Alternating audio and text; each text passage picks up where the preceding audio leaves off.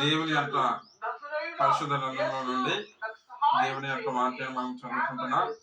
మరి యోహాను రాసినటువంటి సువార్త 16వ అధ్యాయము మరి 7వ వాక్యాన్ని మనం చదువుకుందాం. అయితే నేను మీతో సత్యమును చెప్పుచున్నాను, నేను వెళ్ళిపోవటం వలన మీకు ప్రయోజనము. నేను వెళ్ళని ఎడల ఆదరణకర్త మీ ఎద్దకు రాడు, నేను వెళ్ళిన ఎడల ఆయన మీ ఎద్దకు పంపుతాను. చూడండి సహోదరులారా, సహోదరిమణులారా, ఈ దినమందు దేవుడు తన యొక్క వాక్యాన్ని మనకి తెలియజేస్తున్నాడు. Holy Spirit is perfect helper అని ఈ దినమందు మనము దేవుని యొక్క వాక్యాన్ని చదువుకుంటున్నాం. అంటే దేవుడు మనకి తెలియజేసినటువంటి వాక్యం ఏంటంటే, ప్రభు అయిన యేసుక్రీస్తు మరి మన దగ్గర నుండి ఆయన తండ్రి దగ్గరికి వెళుచున్నాడు.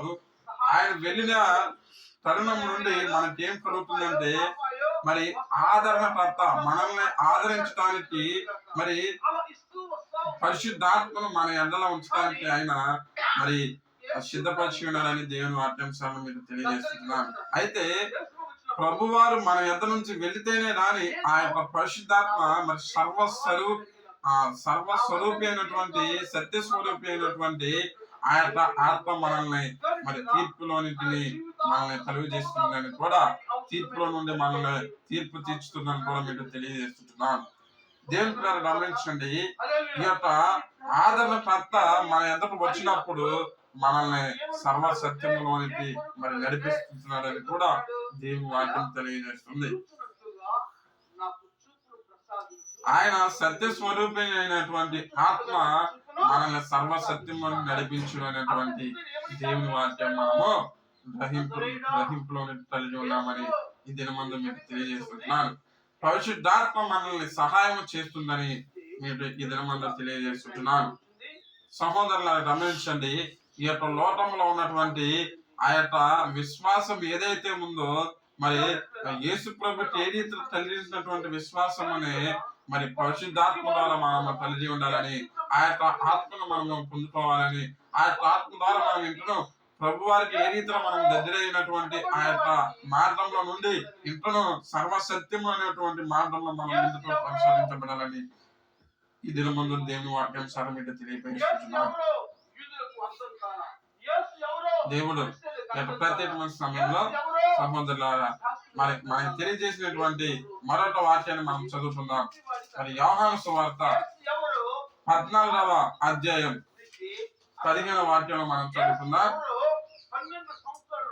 మీరు నన్ను ప్రేమించిన ఎడల నా ఆజ్ఞను గైకొందురు, నేను తండ్రిని వేడుకొందును, మీ యొద్ద ఎల్లప్పుడూ నుండుటకై ఆయన వేరొక ఆదరణకర్తను అనగా సత్యస్వరూపి ఆత్మను మీకు అనుగ్రహించును. దేవుని గమనించండి సహోదరులు, ఇట్లా మనకి ఏమని తెలియజేస్తుందంటే దేవుని యొక్క వాక్యము మరి ప్రభు అయిన యేసు చేసి ఏమని తెలియజేస్తుంటున్నారంటే, నన్ను ప్రేమించిన ఎడల నా ఆజ్ఞల్ని మీరు గైకొంటారు. అంటే ఆయన చెప్పినటువంటి మాటను మనం గైకొనాలని మరి ప్రభు వారు తెలియజేస్తుంటున్నాడు. అలాగే తండ్రిని వేడుకుంటున్నాను, మీ యొద్ద ఎల్లప్పుడు నేను ఉండేటట్టై ఏంటండి ఎల్లప్పుడూ ఉండేటట్టై వేరొక ఆదరణకర్త అనేటువంటి పరిశుద్ధాత్మను ఆయన, అంటే సత్య స్వరూపి ఆయన, మరి ఆ ఆత్మను అనుగ్రహించడానికి దేవుడు తన యొక్క సమాధానాన్ని మనకి తెలియజేస్తున్నాడని దినమందు తెలియజేస్తున్నాడు. హల్లెలూయా. ఇక్కడ వేరొక ఆదరణకర్త అంటే దేవునికి మనకి మధ్య ఉన్నటువంటి ఉత్తరవాది అని మీకు మరొక విషయం మీకు తెలియజేస్తున్నాను. సహోదరులను గమనించండి, ప్రభుకి మనకి మధ్య ఉన్నటువంటి ఆ యొక్క సహవాసంలో, ఆ యొక్క ప్రేమలో మనం ఏం కలిగి ఉండాలంటే, ఒక ఉత్తరవాదితో పాటు మనము సర్వసత్యంలోనికి మనం కొనసాగించబడాలని ఈ దినమందు మీకు దేవుని వాక్యాంశాలను తెలియజేస్తున్నాను. ప్రభు మన యొద్ద ఎల్లప్పుడు ఉండటానికి మరి అది సాహసమైనటువంటి విషయం కాదు, కానీ ఆయన వెళ్ళి ఆ యొక్క సర్వస్వరూపి అయినటువంటి సత్యస్వరూపి అయినటువంటి దేవుని యొక్క పరిశుద్ధాత్మ మన యొద్ద నివసింపజేస్తుందని కూడా మరి దేవుని వాక్యం మీకు తెలియజేస్తున్నాను. ఈ యొక్క ప్రత్యేకమైన సమయంలో మరి దేవుని గమనించండి సహోదరుల, మన యొద్ద దేవుని యొక్క ఆత్మను ఉండటానికి దినమందు మరి ప్రభు తన యొక్క వాక్యము ద్వారా మనతో మాట్లాడుతున్నాడని లేఖనం సామెత తెలియజేస్తుంటున్నాను. మరి అదే రీతిగా మరొక వాక్యాన్ని మనం చదువుకుందాం. ఇక్కడ మరి 16వ అధ్యాయము 15వ వాక్యంలో మనం చూస్తే కనుక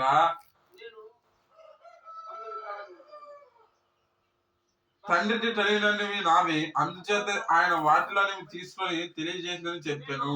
అంటే ఇక్కడ ఏమంటున్నాడంటే దేవుని ద్వారా పాపమును దోచియు తీర్పుని దోచియు లోటము ఒప్పుకొని చేయును.